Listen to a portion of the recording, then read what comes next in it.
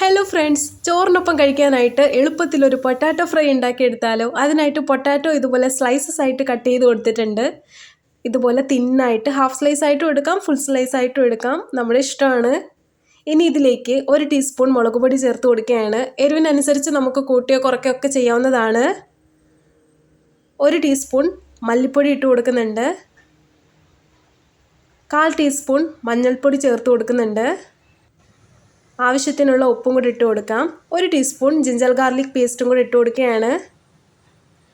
1 teaspoon garam മസാലപ്പൊടി കൂടി ഇട്ട് കൊടുക്കുകയാണ്. പകരം ചിക്കൻ മസാല എടുക്കാവുന്നതാണ്, കുഴപ്പമൊന്നുമില്ല. ഇനി നന്നായിട്ടൊന്ന് മിക്സാക്കി എടുക്കണം. ഒന്ന് യോജിച്ച് കിട്ടാൻ വേണ്ടി കുറച്ച് വെള്ളം ഒഴിച്ച് കൊടുക്കുന്നുണ്ട്. എന്നിട്ട് നന്നായിട്ടൊന്ന് പതുക്കെ മിക്സാക്കി എടുക്കണം. അപ്പോൾ ഇതേ മസാല ഒക്കെ നന്നായിട്ടൊന്ന് പുരട്ടിയിട്ടുണ്ട്.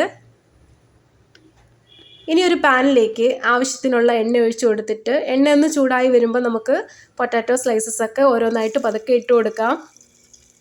ലോ ടു മീഡിയം ഫ്ലെയിമിൽ വെച്ച് നമുക്കിതൊന്ന് ഫ്രൈ ചെയ്തെടുത്താൽ മതിയാവും. അപ്പോൾ അതേ എല്ലാം ഇതുപോലെ ഒന്ന് ഇട്ട് കൊടുത്തിട്ടുണ്ട്.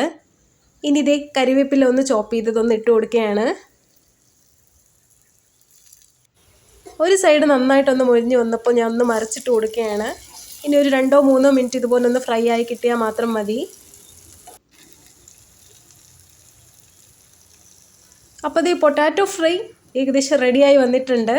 ചോറിനൊപ്പം സൂപ്പറാണ്. എല്ലാവരും ട്രൈ ചെയ്ത് നോക്കണേ. വീഡിയോ ഇഷ്ടപ്പെട്ടിട്ടുണ്ടെങ്കിൽ ഒന്ന് ലൈക്ക് ചെയ്തേക്കണേ. അടുത്തൊരു ഈസി റെസിപ്പി ആയിട്ട് വീണ്ടും കാണുന്നത് വരെ ബായ്.